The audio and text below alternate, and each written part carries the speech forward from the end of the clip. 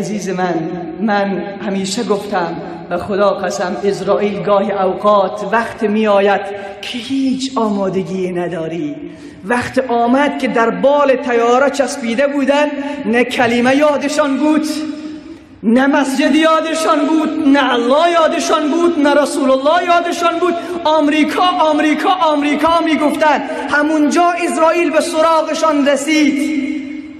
چی بندی دل در این دنیا که چندین روز مهمانی، چون آگه مرگ آید پیش خوری آن دم پشیمانی. اونهایی که با آمریکا رفتن پشیمان میشوند، در وقت جان دادن پشیمان میشوند. چون آگه مرگ آید پیش خوری آن دم پشیمانی.